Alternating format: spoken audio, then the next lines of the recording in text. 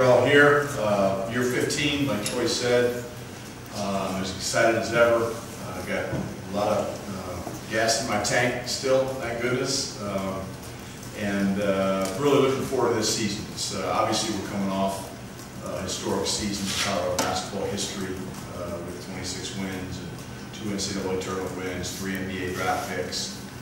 So we're really proud of what this program accomplished last year and the players accomplished that were in it. But this is a whole new team and a whole new season. And it's going to be one of those years where I think I'm going to judge myself with this team, not so much on the number of wins we have. We obviously want to win as many as we can. That's how we're judged. We get that. But you know, the improvement that we make from even when we started practice in September, I think 23rd or 27th, whatever it was.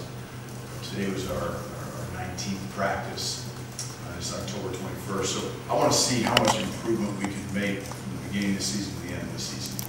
And there's going to be peaks, there's going to be valleys like every basketball season. Even last year's team, as successful as it was, we had some bumps in the road, we had some injuries to overcome.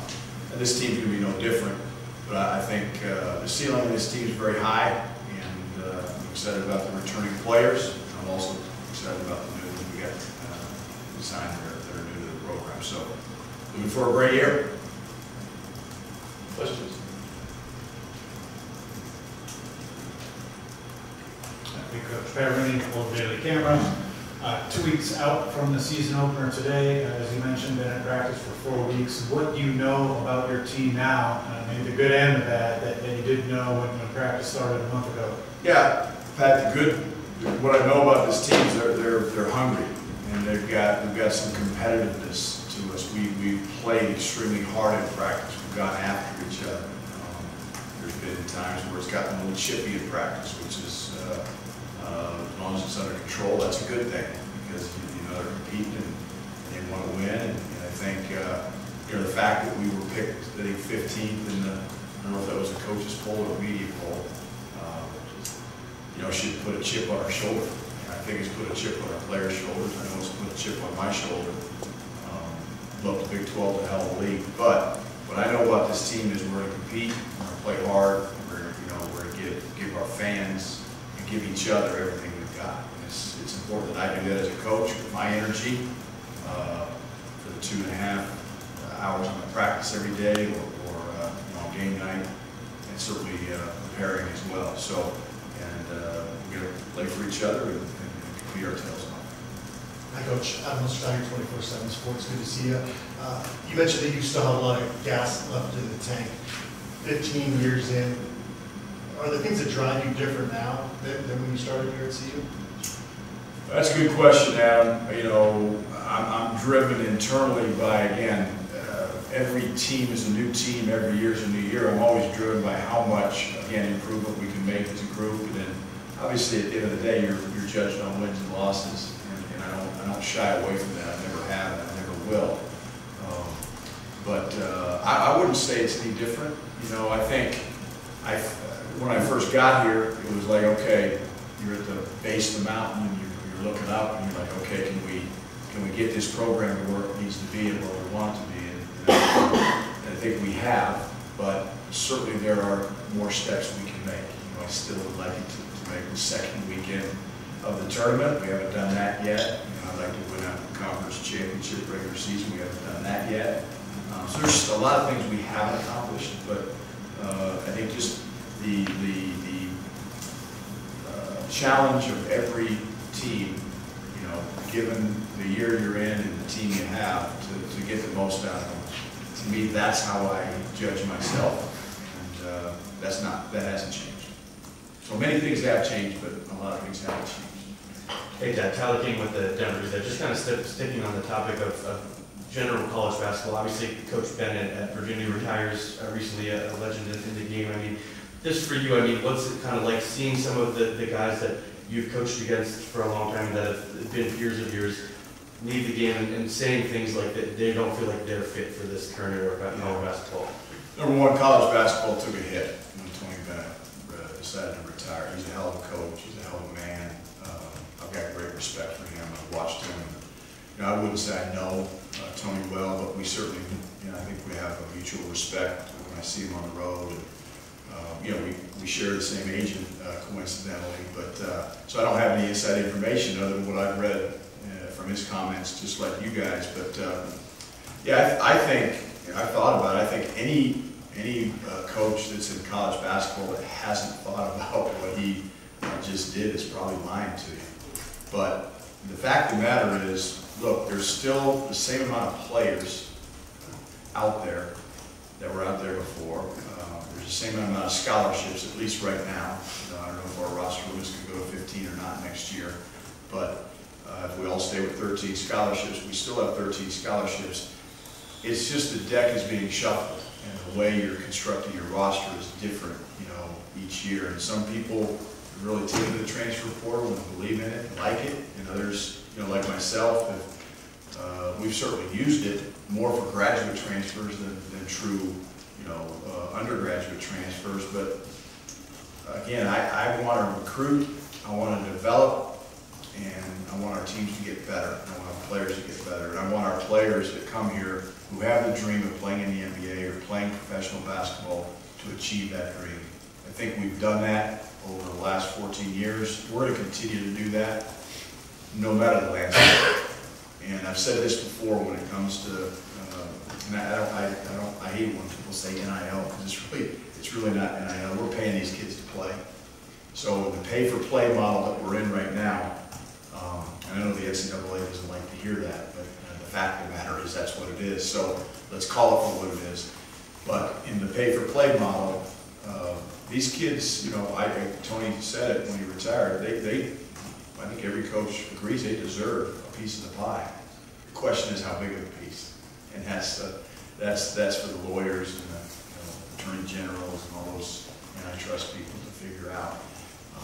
We're just going to try to recruit kids that want to get a great education, have a great college experience, come to a great college town and a great program, and try to achieve their dreams and have a hell of a lot of fun and a great college experience doing it. And those are the guys we're going to target and we're going to get, and the ones that are looking for the biggest payday are going to go somewhere else. And I'm okay with that. Whether they're in our program and decide to transfer out for more money, okay, that's cool. I want kids here for the right reasons, and I want to coach the young men that have the values that we have as a program. And if they can make some money and hopefully save some money in the process, that's a great thing. Hi, Coach. Nikki Edwards, C Sports Report. When we see Bangot this offseason, he looks really explosive, more decisive. What is he bringing to the Buffs this year? Yeah, Bangot's got that body type where you don't notice, maybe some weight that he's put on or the strength that he's really gained in this offseason. But Bangot, I think, is one of the number of players in our program that's returning that has a chance to have a breakout year. And he was just scratching the surface as a freshman, obviously playing behind some really, really talented players last year. But yeah, explosiveness is sometimes even an understatement with him. He's a quick jumper. He's got good timing. He's probably one of the best shot blockers I've coached. And the key for him is he's got to be the second one off the floor. And when he's the second one off the floor, he's pretty darn good. If he's the first one off the floor, he's going to be in a lot of foul trouble because he is thin and people are going to get into his body and he'll pick up fouls. But so using the discipline and the ability to habits defensively, he has a chance to be an elite defender, both on the ball and off the ball. Right now, he's a really good off the ball defender when he sees man and ball and he stays in the stance. And he's getting better on the ball as well. But Bangot can have a breakout year, both offensively for us and defensively for us. And he's got the ability to affect the game in a variety of ways. Hey, Coach. Tony Casola, Buffalo's Wire. Long stretch of playing in the Pac-12, and you guys are moving to the Big 12 now. Can you talk about the excitement or challenges that come along with the new conference? Well, the challenges are obvious. 5 preseason top 10 teams are in our league, and we got a couple others that are top 20 caliber teams as well. So the depth, I've said this before, I'll say it again. When we left the Big 12 to go to the Pac-12, we're leaving a really good league, go to a really good league.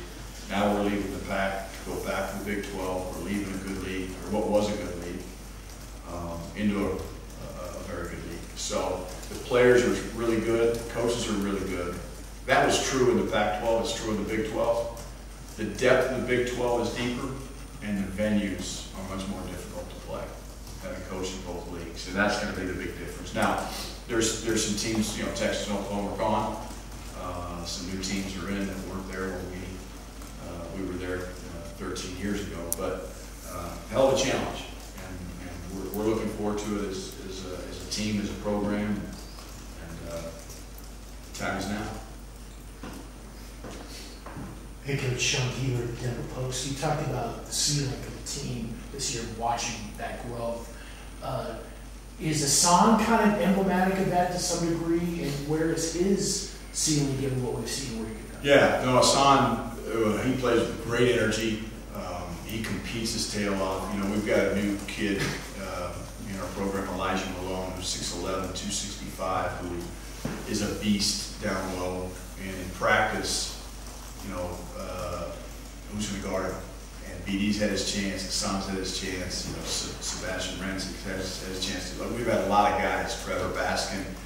Nobody likes guarding him, but he's going to make Hassan a better post defender. And Hassan can, again, much like BD, can affect the game in a lot of different ways. He may not be the rim protector or shot blocker that BD is, but he can run the floor. He's really worked on his perimeter jump shot. He plays his tail off, plays with great energy. He's a good rebounder, which is something we really stress and value. So, yeah, I think when I look at the returning players, you look at our backcourt, you have R.J. Smith, Javon Ruffin, Julian Hammond, and then in the front court, you've got Van Dak and Hassan Joe, and both those guys' improvement is going to be critical for us. But Hassan, again, much like Van Dak, can have a breakout year for us in a variety of ways. Hey Coach, Jack Harlow with the Buffalo's Wire. With your three true freshmen, just what are you excited about that group, and how open is the door for them to see kind of playing this year? Yeah, certainly we're going to need some contributions from our freshmen. Andrew Crawford, Colorado native, has done some really good things here this preseason. I mentioned Sebastian. He is a 6'10". I mean, his ceiling, his talent is unquestionable. You saw in our inter-squad scrimmage, he was 5 for 5 from the field from 3. He can make open shots. He's learning. All these freshmen are learning at a very quick rate, but it's a little bit like drinking water from a fire hose. I mean, there's a lot of things coming at them. Their heads are spinning. They're thinking right now more than they're playing. But Sebastian and Andrew have done some good things. And then Felix Casares, the kid from Canada, is a heck of a player as well. Good physical guard, wing that can put the ball on the floor, get downhill, make open shots. I think he has a chance to be an elite defender as well. So all three freshmen have an opportunity. What are those roles going to look like as we start the season November 4th? That's a little premature right now.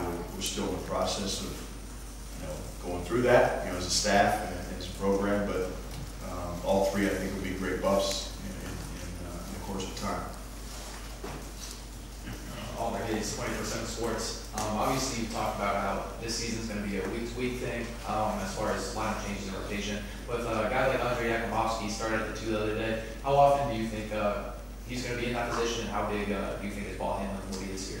Andre's an important piece to our team this year. His experience, his physicality, his ability to shoot the ball, his ability to make plays. I think his role as a player at Colorado is going to be a little bit different than his role was at Washington State over the last 4 years. I think he is excited about that. We're excited about that. But Andre's the key to this team. He's got the players' respect in a very, very short period of time being on campus, and obviously playing against him are guys, there's certain guys you play against that you have respect for. There's some guys you play against you don't have respect for. We got respect for Andre, and he's earned it, not only from what he's done at Washington State, but what he's done since he's gotten on our campus, and his ability to rebound the ball, shoot the ball, score the ball off the bounce, maybe be a playmaker a little bit, because he's such a good shooter. they have to honor that and close out, and now he can attack and close out and hopefully make a play off the bounce. And he's not going to play point guard for us, but he can be a playmaker for us. So he's going to be a critical piece of this year's team, without a doubt. Having any pull the camera, Coach Elijah Malone, what have you seen out of him so far?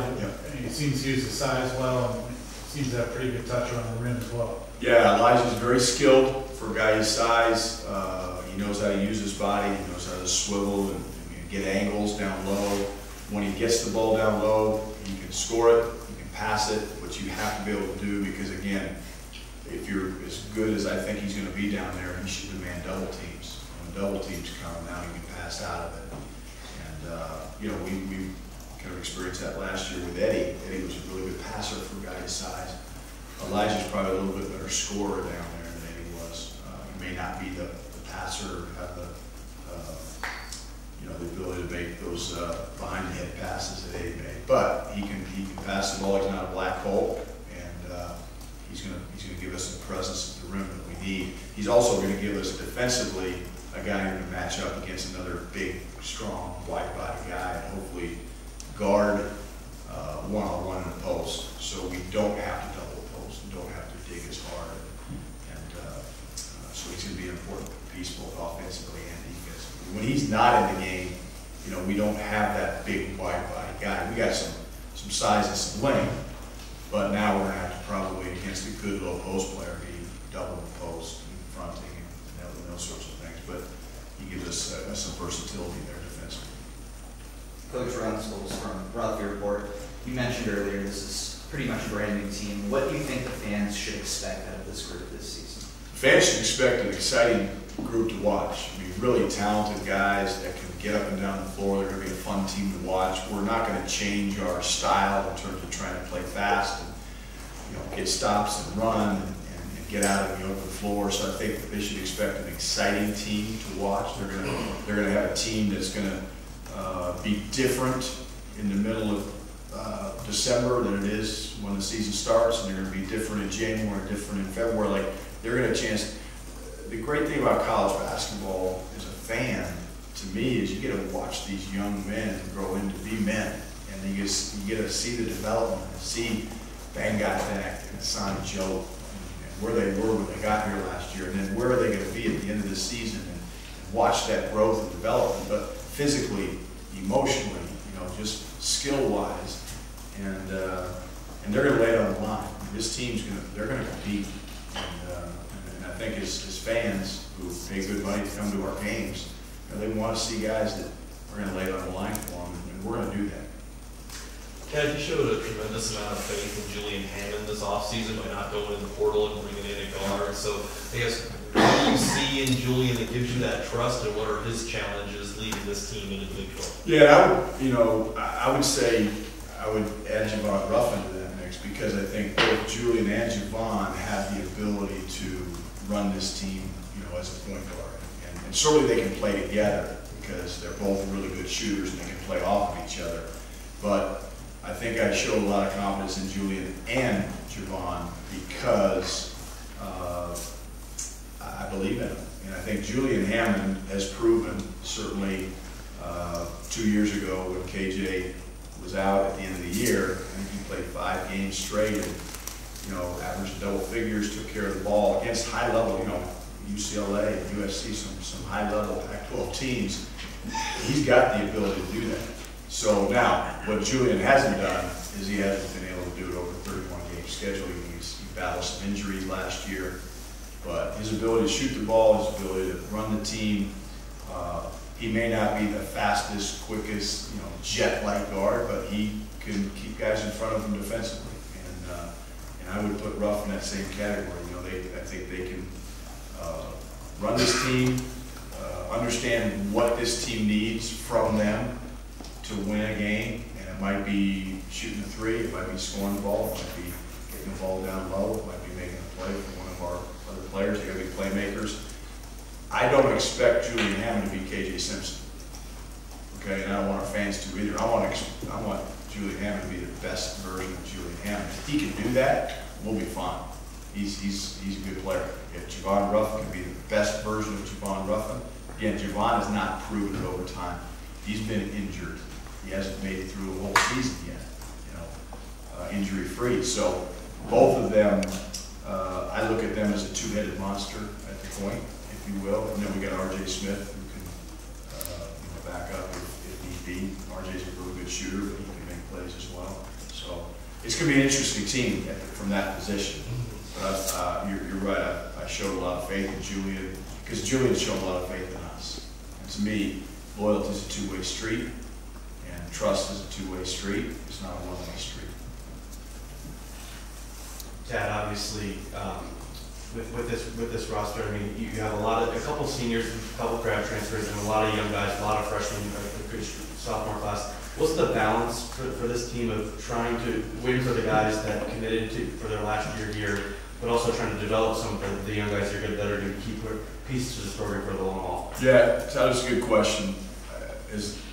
Look, my job is to win games and win as many games as we can win. But while we're doing that, we have to develop some of the young guys, and that's what I want our team to understand. We've started talking about it already. After the exhibition game on Saturday this morning in our film room, we spent 30 minutes talking about self-awareness, understanding what this team needs from you as an individual player, what sacrifice means, and so I think every game we play, we're trying to win, and I'm coaching to win. I'm not coaching to develop a young guy who may need development. That comes in practice, that comes before practice, that comes after practice, that comes in individual improvement.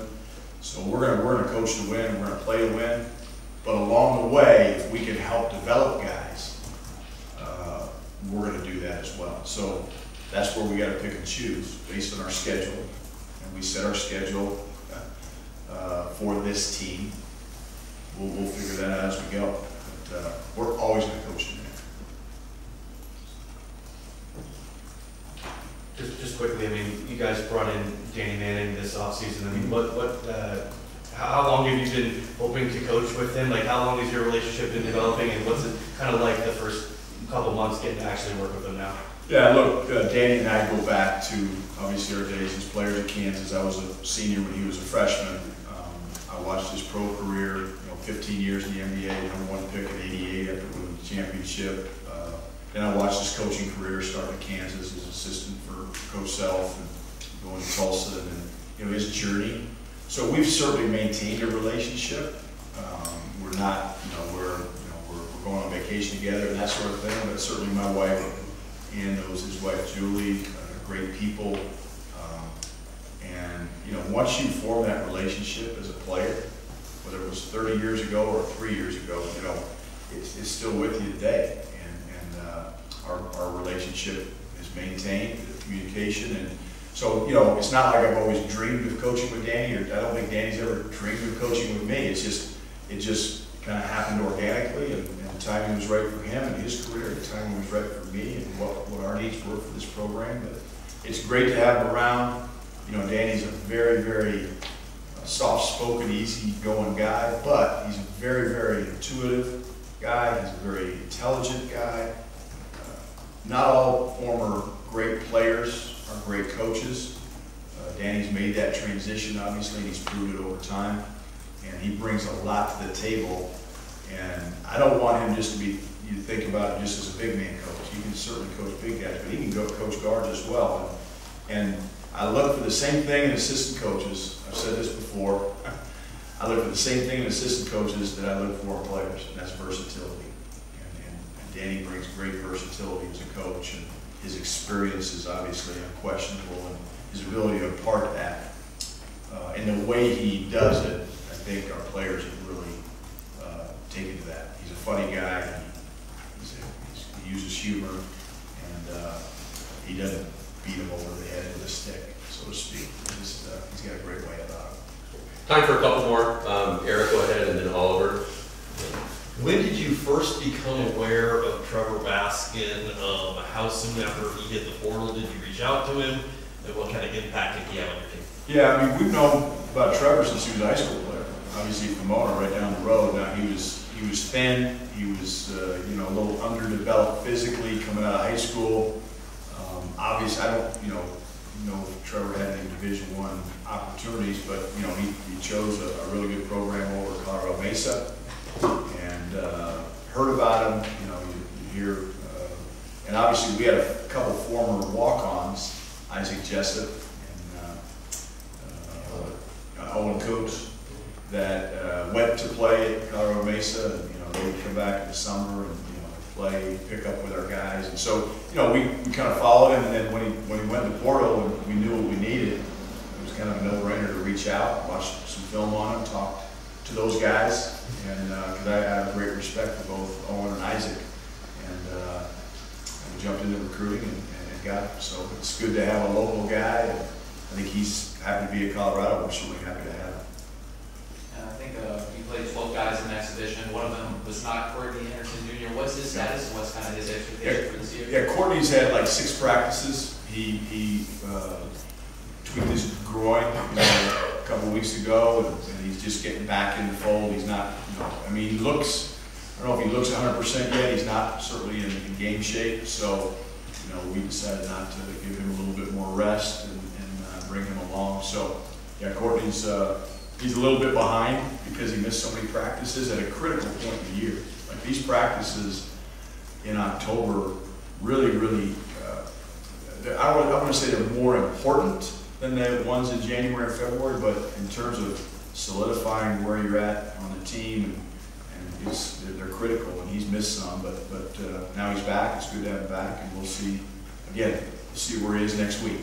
We'll see where he is tomorrow, and go from there. Okay. All right, thanks, Coach. Okay, thank you.